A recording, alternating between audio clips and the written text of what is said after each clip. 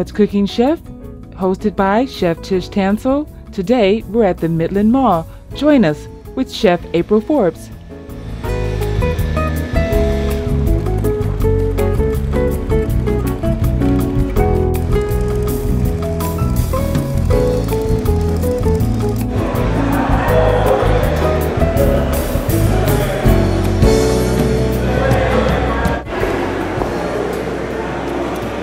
Another edition of What's Cooking Chef. My name is Chef April Forbes, and I'm here inside Midland Mall, where we're going to interview two distinguished chefs, Jonathan Neely and Craig Jones, owners of Chip-N-Wich, and Michigan's first winners of Food Network's Food Court Wars. Let's go talk to them.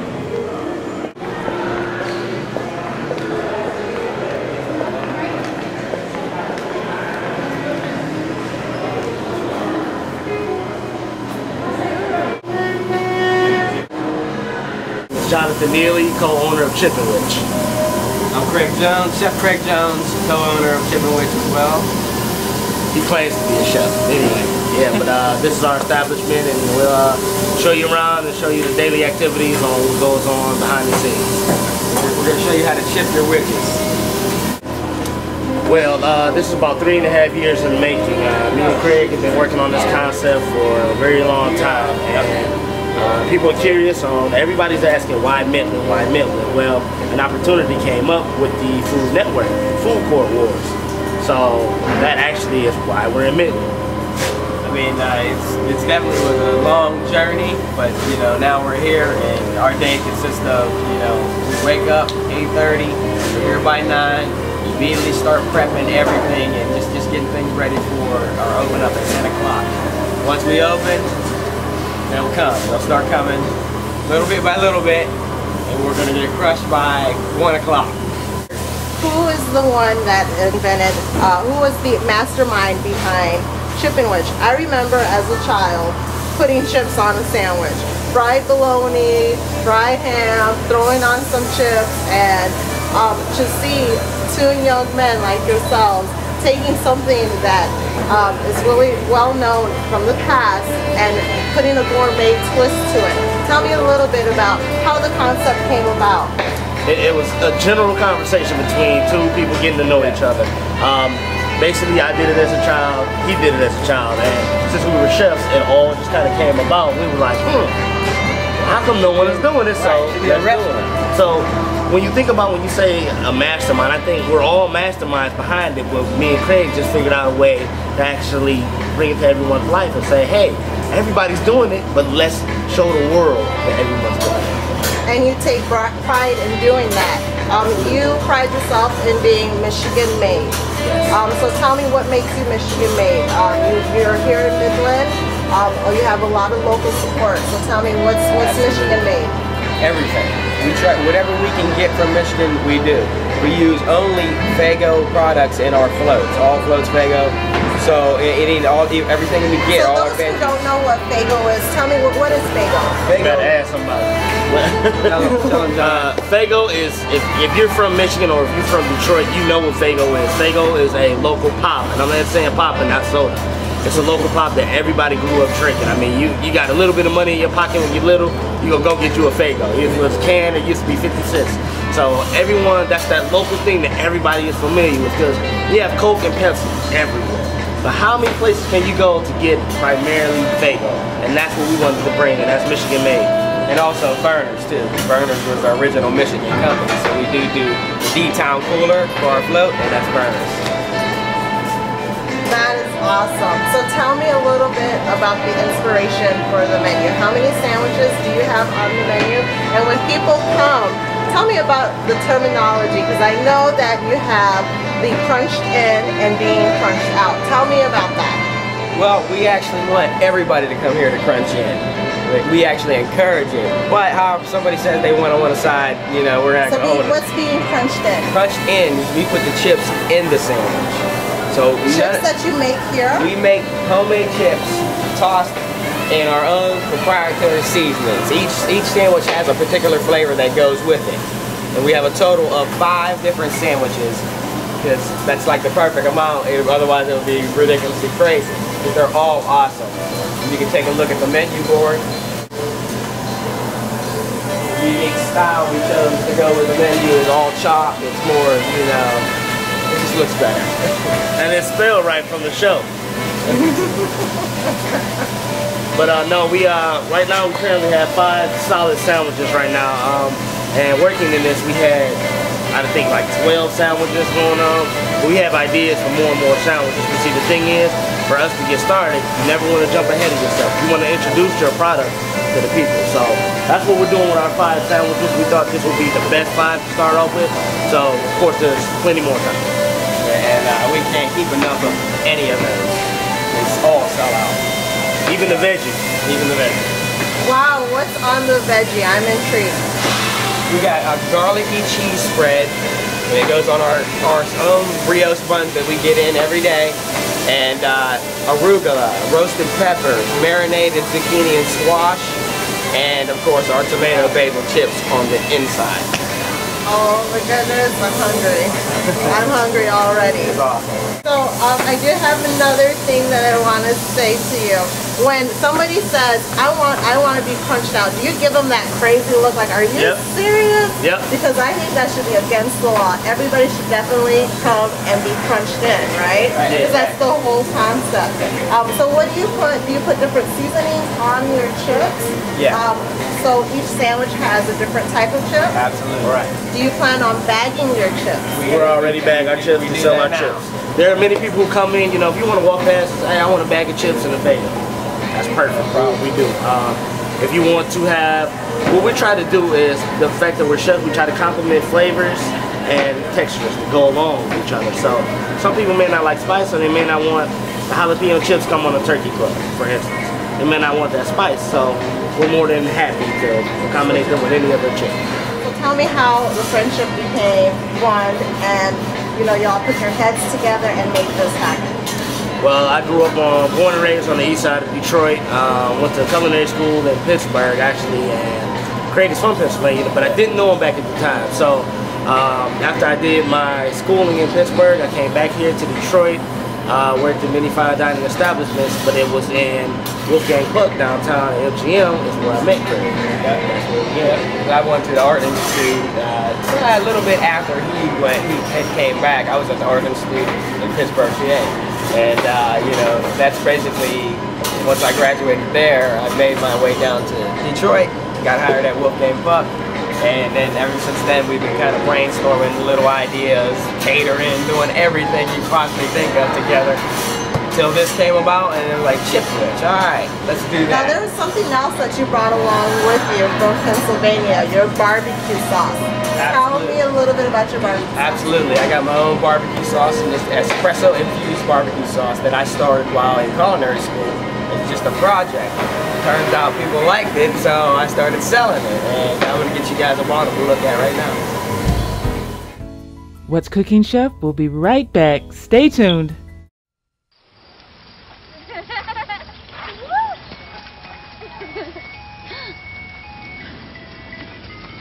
Mom, can we get some ice cream? Please, Mom, please. No, we're having dinner soon. Please.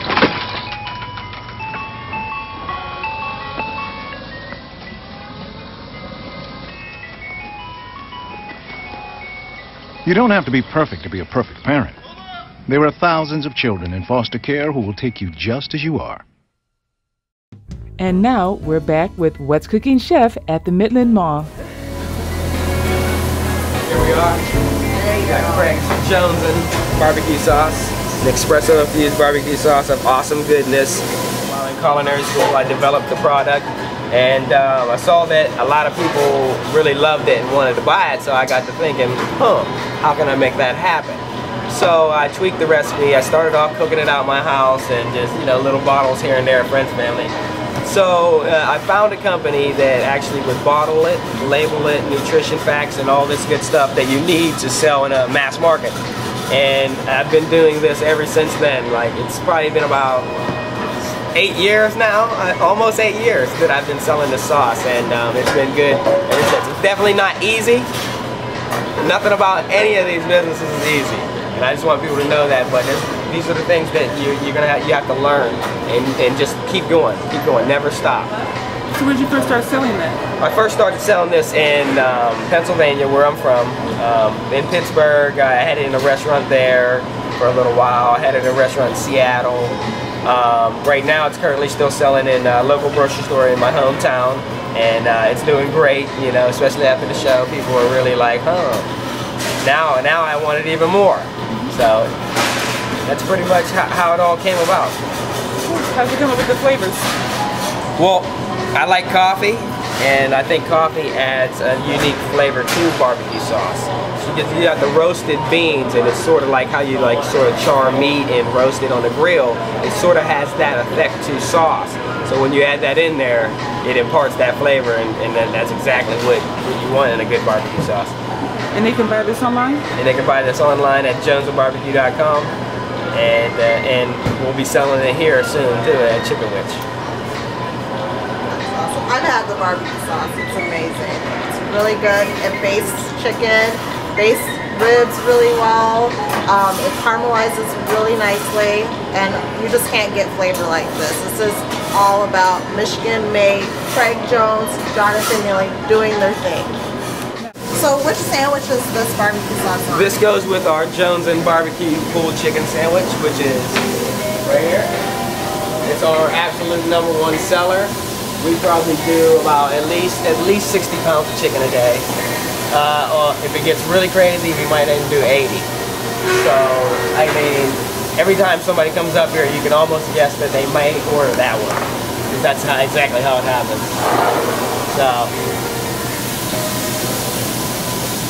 So tell me, where can I find your barbecue sauce besides here? You can find it online at my website, jonesandbarbecue.com, or you can find it basically online.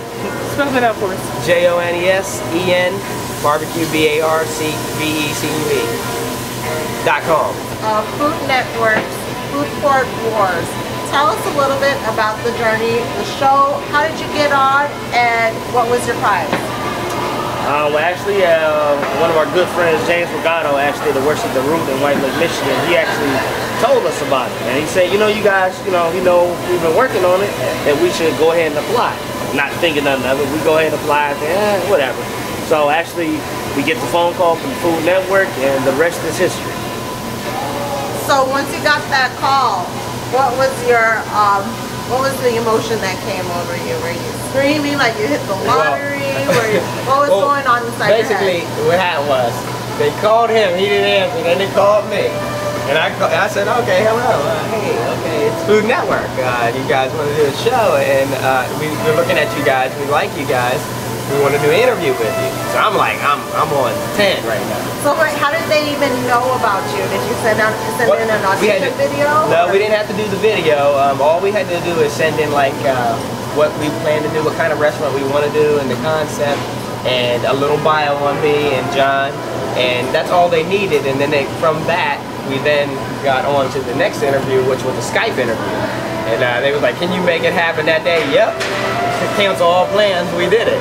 So we sat there, and apparently they just loved our personality. Outside the brand itself, they just liked the personality and our interaction. We pretty much laughed and had fun the whole entire time. Right. And you know, after that, man, it just was a gradual increase the whole way up until the show date was back in May. So how was that, knowing that you were a winner, you were walking around a winner and could not tell anybody, had it under wraps like it was a secret? That was hard. That was extremely difficult, especially when we started getting into this location right here and just kind of looking around, and people were like, well, why aren't they doing the same thing? You know, and we're putting in little things here and there, and they're like, you had to have won. No, we don't know we won. It was hard. It was very difficult. Wow, what an amazing journey. And what do you see happening? Because you've been on Food Network, which is a nationally recognized network.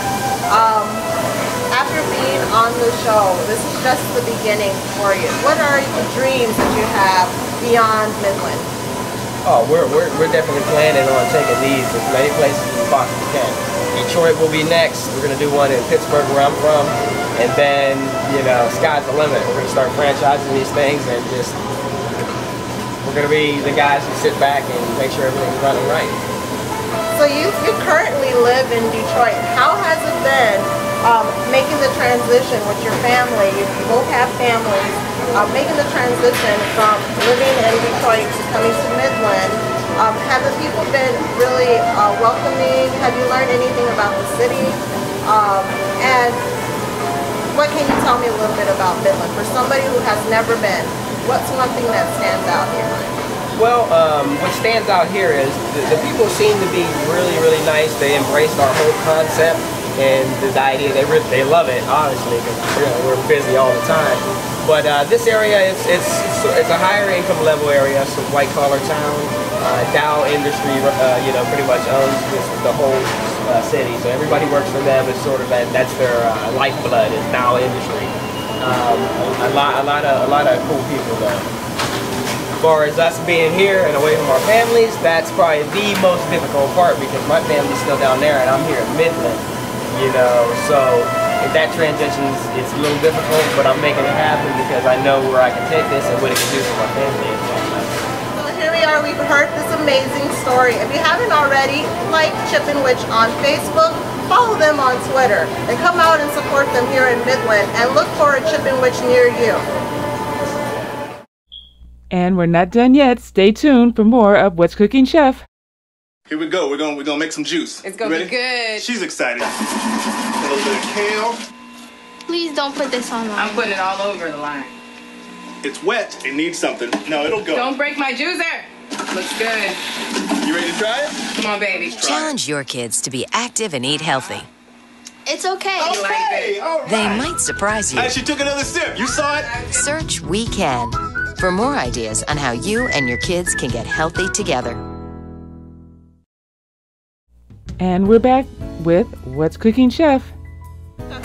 We're here at Chip-N-Wich. We're waiting for them to receive their shipment of raw Yukon Gold potato chips, where they're going to spice them up for us. They're going to fry them, spice them, and show us how to get crunched in. So we'll see you in a bit.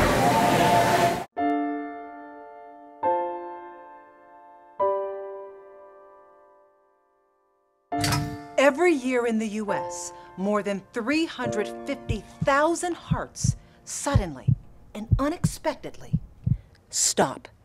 But they didn't have to. Early intervention could have saved their lives. I'm Shawn Robinson. Given my family's history with heart disease, I'm here to shed light on sudden cardiac arrest, a condition we need to stop. SCA is deadly and can happen to anyone, but chances are greater in African Americans. Most high-risk patients do not receive recommended treatments. Over 60% of African Americans think they don't need to go to the doctor after experiencing heart disease symptoms. It's time to arrest your risk.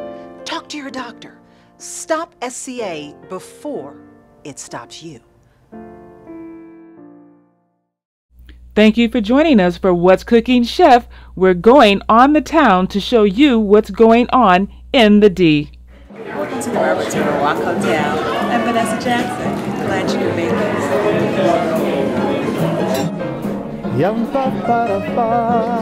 Welcome to the Roberts. Welcome to the Roberts. Welcome to the Roberts Hotel, Riverfront Hotel. We have a wonderful time. This is a beautiful place, a great location. In the summertime, you're outside. You play outside. They have tables there, drinks, food, and it's just excellent. Hello, I'm Vanessa Jackson here at the Roberts Riverwalk Hotel, and we're getting ready to enjoy some wonderful music of Joan and Marcus Belgrave. Won't you come join me?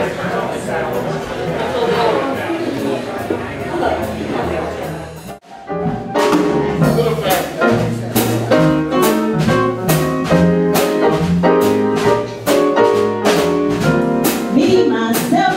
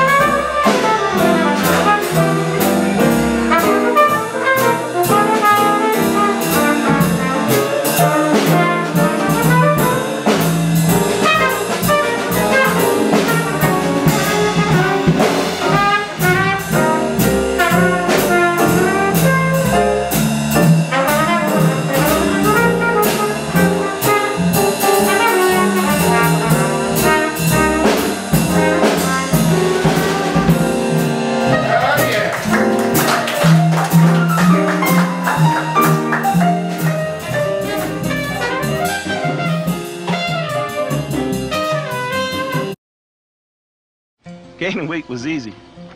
All I had to do was sit down and eat. Losing weight's a lot harder. I have to work at it every day. But with every step, I lower my risk for type 2 diabetes and heart disease. And that makes every step, every choice, every day very much worth the effort.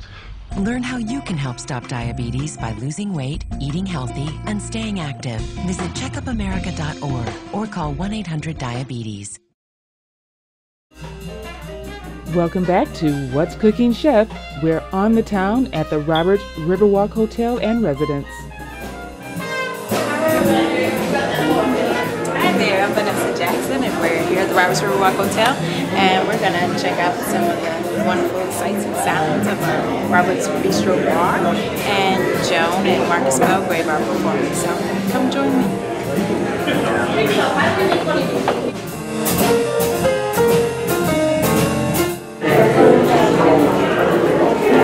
Wonderful events, and people bring their grandmothers down to celebrate their 80th and 90th birthday. Even those things happen.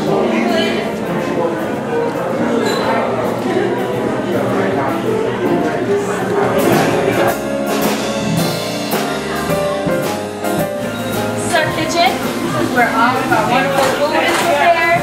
This is our cook Cheryl Drick. Behind the counter back there. Came with the food and beverage director. All the orders that are going out.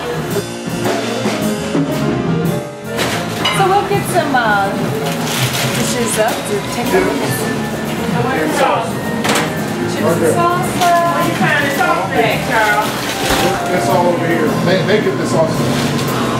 Catfish and chips basket. A basket? Yeah. Okay, I got it. Okay, I'm about to take it off.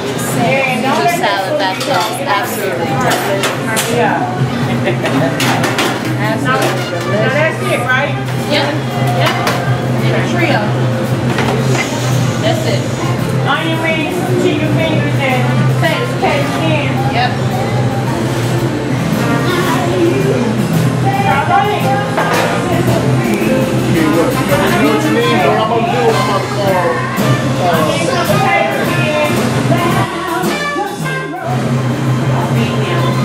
eat some of that.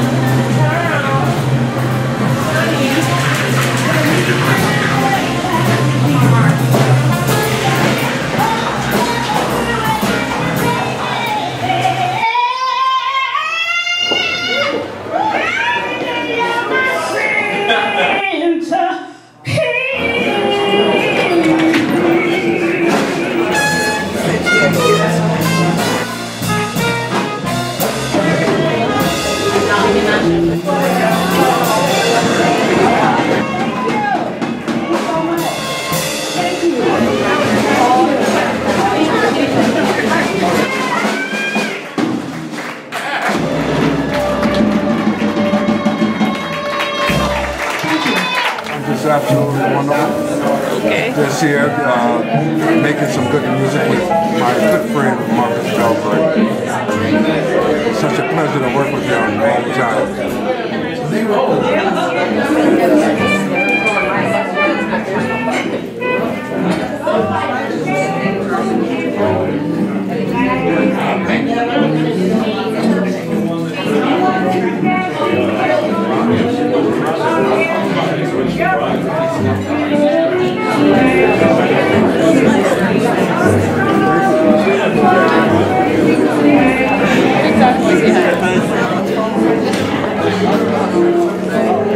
Have you met a bartender? Lisa, Diane? I'd like for you to meet our general public. This is our newest bartender, Lisa Diane, to the addition here. She's absolutely fabulous and fabulous style. And I hear she makes awesome cocktails. So come down and have her pour you 4 or 5 or 6 and bring some friends. I'm here till 2 a.m. We'll be back right after this message. My name's Reggie. Just recently, my wife and I took in her sister's children. And we already had 4, so I went from becoming a family man to a man with a bigger family. Now, you can't eat love, so I don't know how I'm gonna feed them tonight. How was that, Reg? I think I look more like Denzel. That's cold, man. It's Hunger Action Month, so click share below to pass along this video and play your role in ending hunger. What's Cooking Chef is right back on the town at the Roberts Riverwalk Hotel, joining Marcus and Joan Belgrave.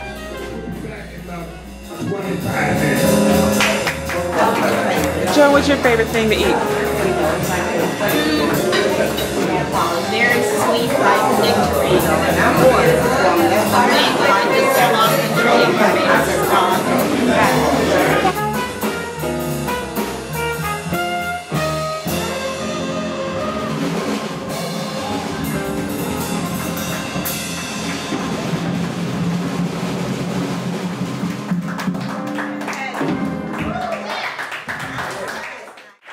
Thank you all for joining us for another episode of What's Cooking Chef. We had some wonderful food, some great cocktails, and some wonderful entertainment down at the Roberts Riverwalk. We hope to see you soon. Thanks again. Good night.